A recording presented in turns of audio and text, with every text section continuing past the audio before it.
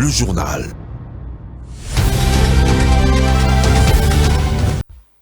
Vous êtes sur Mondico Télévision et vous avez raison, mesdames et messieurs, bonsoir et bienvenue dans cette nouvelle session d'information. Voici les sommaires.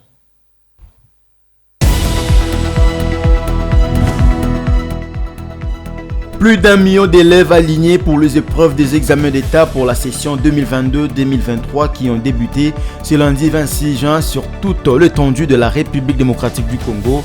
Le ministre des tutelles Tony Mwaba Kazadi a lancé les épreuves à partir de la cité de Katanda dans la province du Kasaï oriental. Le rendez-vous des élections se confirme et se précise à la Commission électorale nationale indépendante au CENI.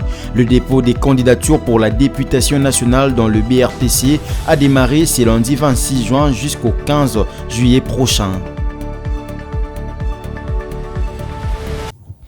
Mesdames et messieurs, bonsoir. Je l'ai annoncé au sommaire, début ce lundi 26 juin de la session ordinaire de l'édition 2022-2023 de l'examen d'État sur toute l'étendue de la République démocratique du Congo. Plus d'1 million d'élèves sont attendus pour cette épreuve. Le ministre de l'enseignement primaire, secondaire et technique, Tony Mwaba Kazadi, a procédé au lancement des épreuves certificatives de l'ex-État depuis le Kasaï oriental dans les territoires de Katanda. Ranta Loyela pour plus de détails. La session ordinaire de l'édition 2022-2023 de l'examen d'État débute ce lundi 26 juin sur toute l'étendue de la RDC. Le ministre de l'enseignement primaire, secondaire et technique, le professeur Tony Mwaba Kazadi, a procédé au lancement des épreuves certificatives de l'ex-État 2023 ce lundi à l'Institut technique professionnel Mazarero, dans le territoire de Katanda, dans la province du Kasaï oriental. Au total, 1 8 253 élèves répartis dans 8 273 centres sont attendus pour cette édition. Par rapport à l'examen d'État 2022, cette année, il y a une augmentation des effectifs et des centres. 933 198 récipiendaires en 2022 contre 1 8 253 en 2023, soit encore une augmentation de près de 10%. Pour cette session, 2 centres de passation des épreuves sont implantés en dehors de nos frontières et vont recevoir 585 élèves. Dans sa vision d'une bonne gouvernance de proximité, le ministre Tony Mwaba Kazadi s'est imposé une discipline des itinérances dans les provinces, non seulement pour faire le suivi des instructions à la base, mais aussi et surtout pour s'imprégner de la mise en application de la gratuité de l'enseignement primaire, secondaire et technique public sur terrain. Restons toujours dans le même ordre d'idées. La province du Kwilu a lancé également les épreuves des examens d'État pour l'édition 2023. Au total, 16 480 élèves finalistes prennent part à ces épreuves de 4 jours dans cette partie de la République. C'est le vice-gouverneur Félicien Kiwai qui a donné les go pour la province du Kwilu au lycée Maria Goretti dans la ville de Bandundu. Le détail dans cet élément.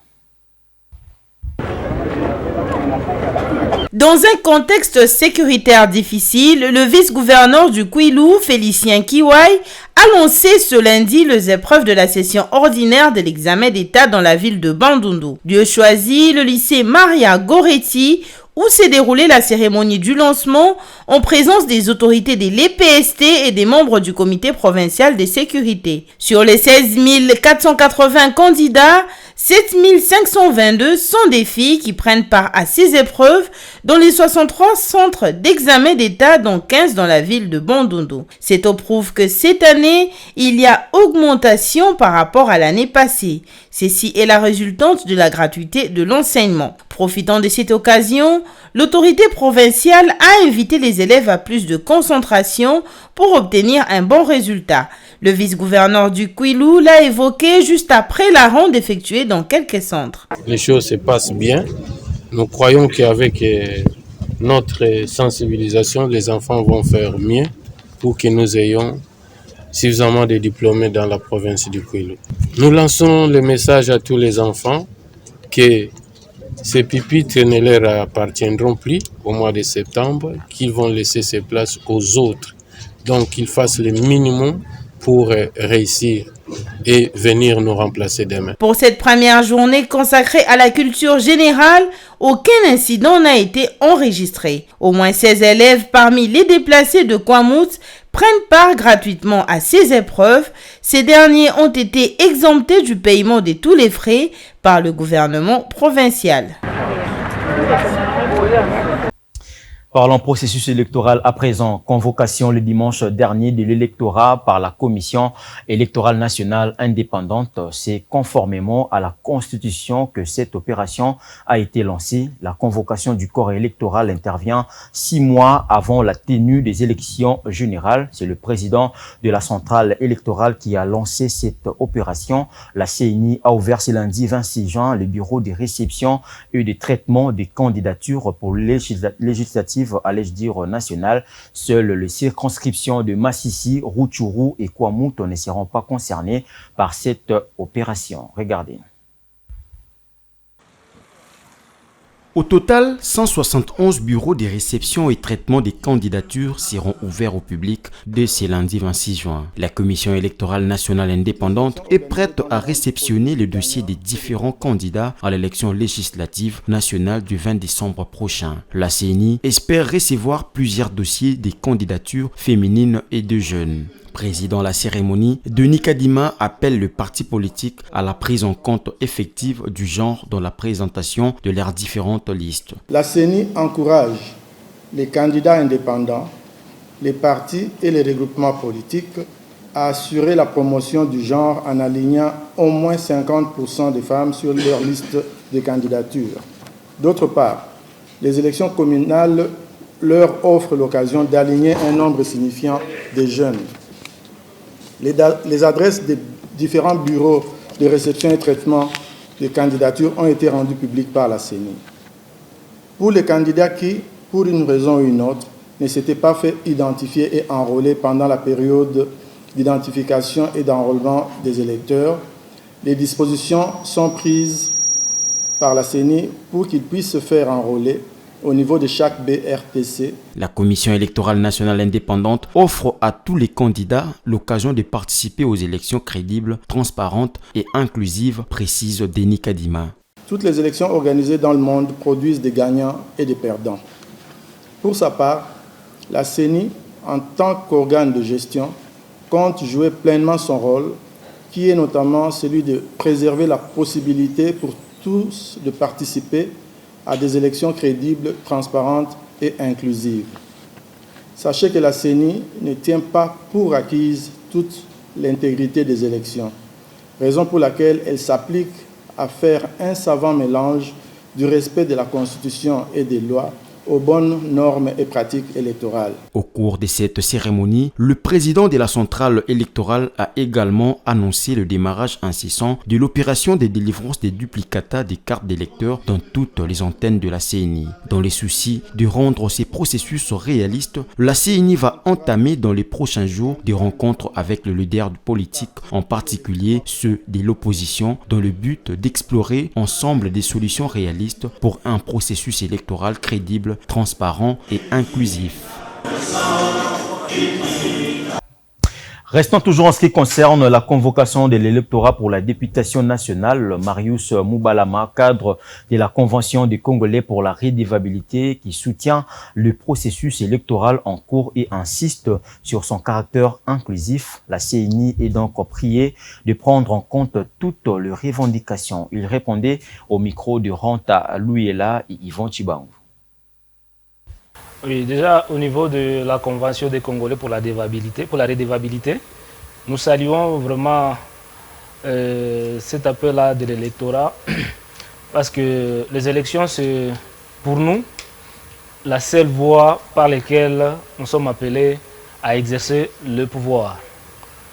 Quant à ce qui concerne les revendications, nous ne cessons pas de le dire, ces élections doivent être de plus en plus inclusives. De plus en plus inclusif dans le sens que toutes les parties prenantes doivent se retrouver, doivent se sentir considérées ou bien doivent se rendre compte que les revendications qui sont les siennes sont prises en compte. Et cela nous éviterait des revendications post-électorales. Et le souhait que le calendrier électoral soit vraiment respecté et qu'il y ait élection en décembre 2023. Il y a vraiment beaucoup de revendications quant à ça. Dans tous les sens, l'Église catholique, l'opposition et tout sont en train de réquiser certains membres de la CENI. C'est pourquoi la CENI a vraiment intérêt de rassurer vraiment à tous les niveaux qu'il est impartial. Nous parlons aussi de la commission électorale indépendante. Il doit faire preuve de l'indépendance. Il ne doit pas montrer qu'il a de penchant à tel ou tel autre camp. Donc cette assurance-là, c'est ce que tout le monde veut. Quand il y a des recommandations, ça ne concerne pas la personne physique de tel ou tel autre membre de la CENI. Mais c'est cette assurance-là que nous, qui serons candidats à tel ou tel autre niveau, demandons. Nous voulons vraiment des élections transparentes, démocratiques et inclusives. Dans l'actualité également, l'opposition a tenu comme prévu son meeting à la place Sainte-Thérèse dans la commune d'Endjili le dimanche dernier. Une occasion pour l'opposition qui continue de réclamer un consensus autour du processus électoral en cours. Martin Fayoulou, Dieudonné Bolengentenge ainsi que d'autres leaders de l'opposition n'ont pas manqué de donner leurs avis quant à ce. Regardez. La place Sainte-Thérèse dans la commune d'Endjili a servi de cadre le dimanche 25 juin 2023 à la tenue du meeting populaire de l'opposition. Présent sur le lieu, Martin Fayoulou, qui dernièrement s'était retiré du processus électoral, a tenu à éclairer l'opinion sur le sens du retrait provisoire de son parti du processus électoral. Pour lui, il n'est pas question de boycotter l'élection, mais que les conditions soient réunies pour rassurer les parties prenantes.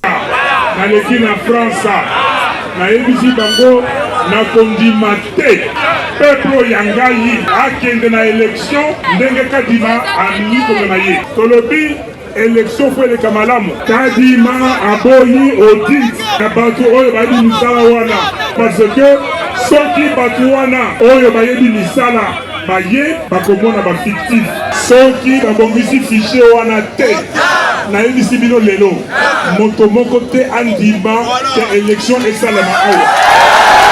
Dieudonné Bolengentenge, secrétaire général du parti Ensemble pour la République, a quant à lui décrié avec des propos durs la gestion calamiteuse du régime actuel. Denis Sanga, par le biais de son secrétaire général adjoint Nicolas Lenga, a confirmé sa participation au scrutin prévu en décembre prochain, contrairement à la position exprimée par Martin Fayoulou. Signalons que Martin Fayoulou a prévu de s'exprimer à la nation congolaise ce vendredi 30 juin à l'occasion du 73e anniversaire de l'indépendance de la RDC. Merci Mingi.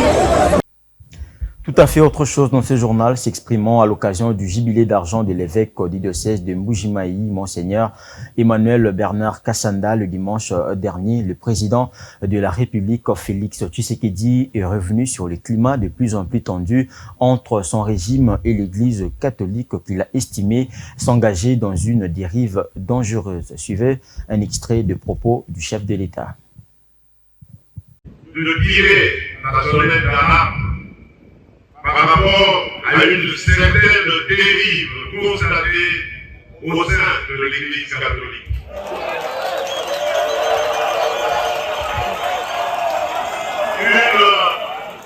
Une dérive que je qualifierais de dangereuse, surtout en cette année électorale. L'Église doit être au milieu des villages. Ici, je suis en train de dire, l'Église doit être au milieu des Congolais. Elle doit prêcher l'amour, l'unité et l'égalité. L'Église doit accompagner toutes les filles et tous les fils de la République qui sont en politique de la même manière, sans distinction aucune. Car il y va de la stabilité de notre cher pays. Et je sais que vous, Monseigneur Boulébi, que vous, Monseigneur Kassanda, vous comprenez cela de la plus belle manière. Mais il se fait que parmi vous, il y a malheureusement quelques personnes qui ont pris une tendance dangereuse qui risquerait de diviser notre nation. En tant que garant de l'unité de cette nation, je me sens obligé de dire que je n'accepterai jamais une telle violence. Le cadre et militant de l'FDC, parti politique cher au président du Sénat, Modeste Bahati Lukwebo, ont réagi face aux différends qui s'est engagé entre ces derniers et le sénateur Augustin Matata Ponyo concernant ces démêlés avec la justice. Les partisans de l'FDC ont protesté contre les attitudes du sénateur Augustin Matata Ponyo. Suivez leur déclaration. Déclaration de l'AFDC suite aux élucubrations et provocations du sénateur Matata Ponyo Mapon. Alors que le bureau du Sénat, qui conduit le sénateur professeur Modeste Bahati Lukwebo, saisi par le procureur général près la Cour constitutionnelle, n'a fait qu'appliquer rigoureusement les dispositions de la Constitution et règlement intérieur du Sénat, il est surprenant de constater les provocations, insultes et attaques personnelles à l'endroit du respectable président du Sénat, allant jusqu'à intenter un procès infondé et sans cause contre ces derniers. Ce que l'opinion nationale et internationale doit savoir, c'est que M. Matata Ponyo ne veut pas que la vérité soit connue sur sa responsabilité dans la débâcle de Bukangalonzo, surtout qu'il se présente comme meilleur gestionnaire de la République. Il craint fortement que cela ne soit contredit par ces présumés détournements, d'où la multiplication des entraves à la justice, les recours à des intimidations et aux tentatives de corruption. Le sénateur Matata Ponyo tient à se victimiser et à politiser un dossier purement judiciaire. Tout le monde sait qu'en date du 5 juillet 2021, lorsque ces immunités avaient été levées, M. Matata Ponyo n'avait encore créé son parti politique, tout comme il n'était pas candidat déclaré à la présidence de la République. M. Matata Ponyo doit savoir que l'article 180 du Code pénal qu'il évoque dans sa fuite en avant ne s'applique qu'aux fonctionnaires de l'État. Le sénateur Matata Ponyo doit cesser de distraire l'opinion et de récuser toute personne. L'AFDC prévient que pour toutes les imputations dommageables et fausses accusations de M. Matata à l'égard du responsable et honorable président du Sénat et autorité morale de l'AFDC s'engage à saisir la justice en vue de corriger définitivement M. Matata Ponyo, qui se croit être un Congolais spécial non justiciable et n'ayant des comptes à rendre à personne pour sa gestion calamiteuse. L'AFDC souhaite que son procès du reste soit public afin que la vérité soit connue sur la destination de centaines de millions de dollars américains, tel que révélé dans le rapport de l'inspection générale des finances. Guy Richard Malongo, secrétaire général. En société, plusieurs cas d'enlèvement et kidnapping sont décriés dans la ville de Kinshasa dernièrement sur les réseaux sociaux. Ceci traumatise les victimes qui arrivent à s'échapper. Le vendredi dernier, au quartier Massangambila, les éléments de la police ont, grâce aux motards, mis la main sur une bande de kidnappeurs avec un véhicule contenant des enfants qui seraient amenés à une destination inconnue. La population quinoise est appelée à la vigilance afin de ne pas tomber dans leur filet. Ranta Louiela pour les commentaires.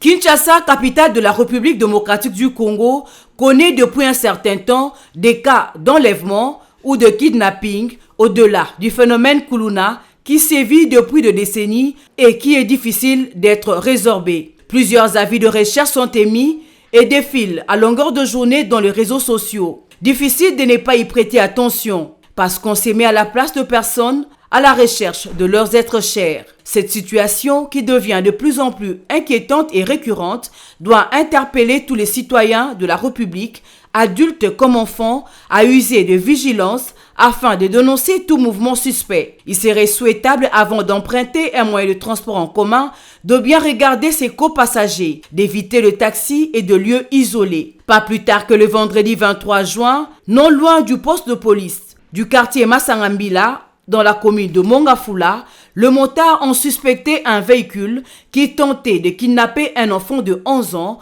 en lui présentant un ballon au niveau de l'arrêt autostop, toujours sur bypass. Après l'alerte, les éléments de la police de Mbata ont intercepté le véhicule curieusement qui contenait des enfants dont le plus jeune avait 7 ans. Presque drogué. Il faut signaler que cette bande de kidnappeurs a été conduite à l'Ipékin. Selon les informations, ces malfaiteurs utilisent différentes drogues chloroformes pour endormir le victime. Voilà pourquoi il est recommandé à toute personne prenant place à bord d'un transport en commun d'utiliser son cache-nez. Un bon entendeur s'aligne.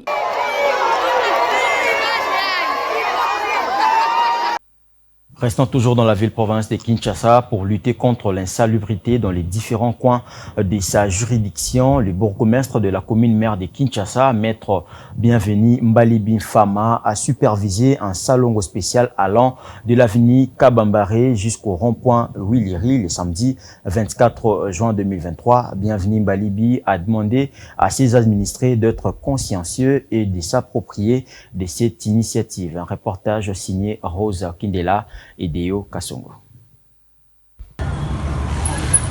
Le bourgmestre de la commune maire de Kinshasa, maître Bienvenu Mbalibi, a effectué une descente sur terrain le samedi dernier dans sa juridiction. Le patron de la commune de Kinshasa a sensibilisé ses administrés à être unis afin de réhabiliter le rond-point Williri et l'avenue Kabambar qui est dans un état de délabrement avancé car ce coin représente l'image de cette commune. Le bourgmestre a entre autres rappelé aux propriétaires des véhicules abandonnés le long de l'avenue Kabambar de les dégager afin de se conformer à l'opération Coup de poing et Kinshasa-Bopeto.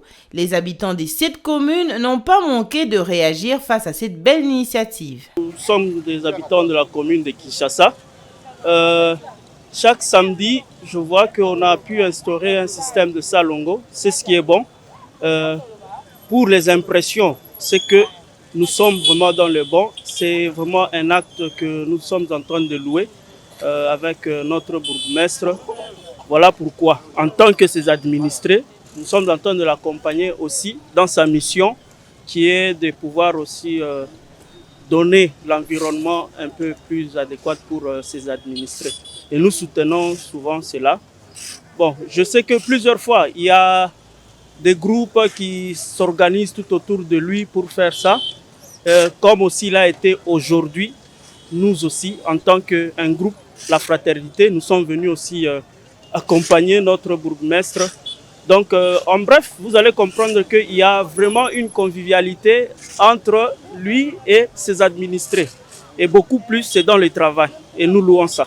Tout aux rond-point à Ouléry, ils ont dirigé vers la commune à Kinshasa.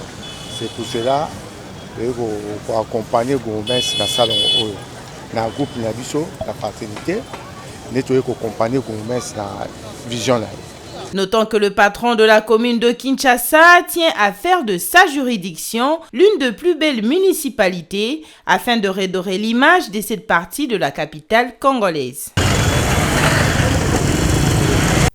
D'une commune à une autre, le quartier de Ngomba-Kinkoussa, en la commune de Ngalima, plus particulièrement dans la localité de Kibambé, est menacé par une grande érosion qui risque de le diviser en deux. Le notable de ces coins enclavés et défavorisés s'y sont engagés de vite parer à ces dangers en attaquant le ravin pour sauver le quartier, plus près de vulnérables et active dans plusieurs actions sociales. La Fondation Humanité ASBL Caritative est venue en appui à tous ses efforts sur terrain en apportant son aide et sa précieuse expertise. Images et commentaires de la rédaction.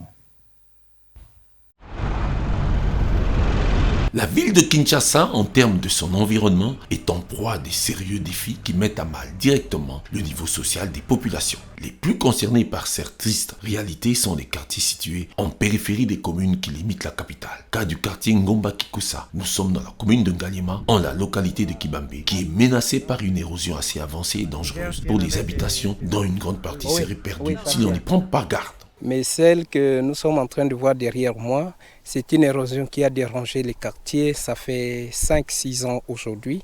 Et Dieu merci, avec les efforts de notables, l'organisation interne du quartier ou de la localité, nous avons pu quand même réaliser les activités que vous êtes en train de voir derrière là. Mais sans oublier aussi l'appui de la Fondation Humanité qui nous est venue en aide pour réaliser ce que vous êtes en train de voir derrière nous. Les notables de Ngomba Kikusa, ce coin très écarté des centres urbains et presque perdu de la capitale Kinshasa, se sont engagés de lutter contre ce fléau naturel qui compromet leur résidence. Mais y parvenir seul, c'est plus difficile pour les notables qui ont reçu un véritable secours. Cela grâce aux actions initiatives à caractère social de la Fondation Humanité, fondation d'inspiration Baha'i, dont la mission principale est d'apporter un appui holistique à long terme et à titre de réponse efficiente aux multiples besoins des populations vulnérables partout où ces actions le permettent. Bon, en tout cas, nous trouvons qu'avec la Fondation Humanité, nous trouvons comme si on dit que les cris de l'alarme, et donc on a essuyé nos larmes. Avec la Fondation Humanité, nous trouvons que c'est quelque chose qui va continuer à propulser les quartiers dans le développement. Parce qu'ils sont dans multiples activités. Ils nous ont parlé de la route qu'ils doivent essayer d'aménager avec les notables, le soutien des notables. Ils ont parlé de l'eau potable d'ailleurs qui est déjà là. Parce qu'avec la Fondation Humanité, nous prenons l'eau de forage qui n'a pas beaucoup de problèmes dans nous. Et ils sont en train de construire l'école que nous sommes là aujourd'hui, en train de parler à propos de la Fondation. Cette opportunité salutaire pour le quartier Ngomba Kikusa où déjà la Fondation Humanitaire a construit des forages pour une fontaine de plus de 15 000 litres d'eau avec la construction d'une grande école pour élèves qui sera opérationnelle dès la rentrée scolaire de septembre 2023 prochain. La réhabilitation progressive de la route, c'est pratiquement le désenclavement de tout le quartier Ngomba Kikusa qui s'opère avec l'assistance de la Fondation Humanité. Nous avons choisi le quartier Ngomba Kikusa qui est un quartier très enclavé et particulièrement la localité de Kibambe, afin de mener une action de construction communautaire dans ce quartier.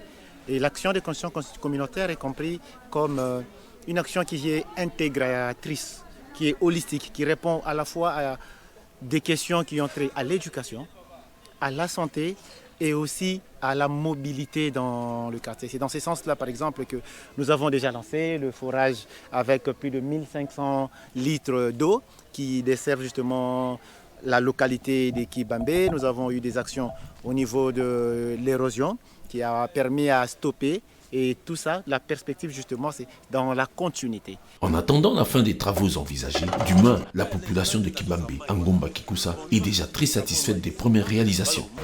Toza vraiment un problème ya comment on a boyé. Mai kotala école boyé. Bana na biso eza ba école musu bana ba otanga place à kufanda zate. C'est kakenda ki propre tango azozonga on dirait mutu a witine mais comment on a boyé Fondation Humanité. Dans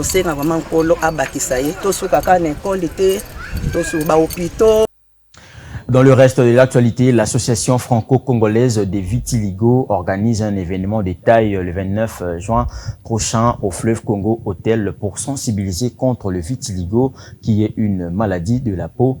L'administrateur de cette association a lancé un appel dans cet extrait. Suivez. Le vitiligo, c'est une maladie qui est liée, n'est-ce pas, à un problème de mélanocyte qui entraîne une décoloration de la peau. Même si il est difficile de dire pour l'instant que le vitiligo est curable, on a un traitement spécifique, mais il y a beaucoup de progrès. Et les derniers, c'est le produit qui venait d'être validé par l'Union européenne en avril 2023. Et il y a aussi quelques méthodes qu'on peut toujours utiliser pour freiner l'évolution de la maladie. Le vitiligo n'a pas d'âge, c'est une maladie auto-immune. Toute personne peut être atteinte du vitiligo, mais il y a des facteurs, n'est-ce pas, qui déclenchent cette maladie-là. Et on estime qu'environ 1 à 2% de la population mondiale est atteinte du vitiligo. Il faudrait accepter la maladie telle qu'elle est. Ce n'est pas une fatalité, ce n'est pas un mauvais sort, c'est juste une décoloration de la peau. Les proches doivent apprendre à accepter les personnes qui ont le vitiligo et à les regarder autrement. Le vitiligo est une maladie qui n'est pas contagieuse.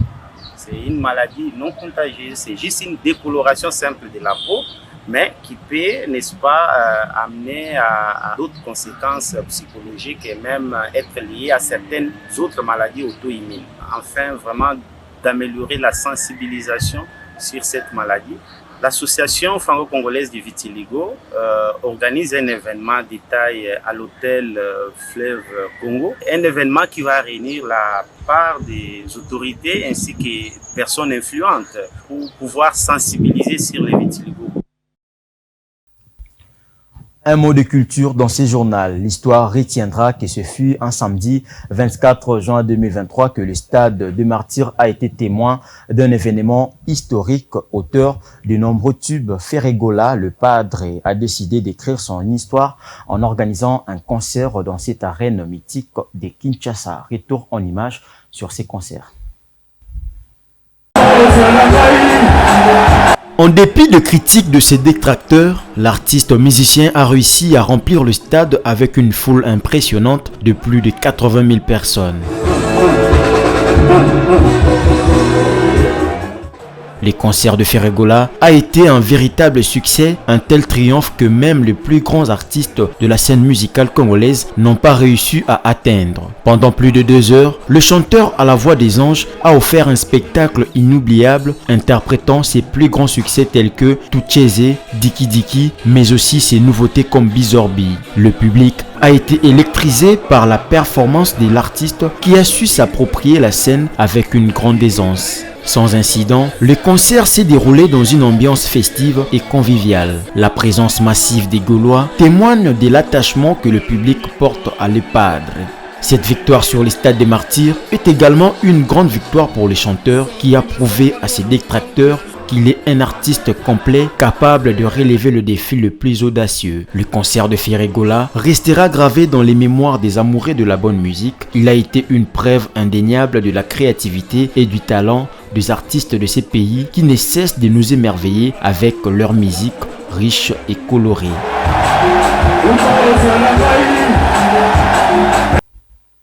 Ce journal est terminé, je vous en rappelle tout de suite les principaux titres.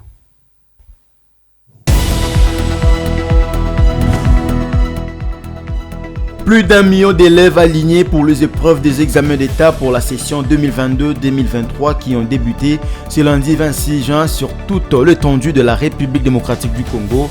Le ministre des tutelles Tony Mwabakazadi a lancé les épreuves à partir de la cité de Katanda dans la province du Kasaï oriental. Le rendez-vous des élections se confirme et se précise à la Commission électorale nationale indépendante au CENI. Le dépôt des candidatures pour la députation nationale dans le BRTC a démarré ce lundi 26 juin jusqu'au 15 juillet prochain.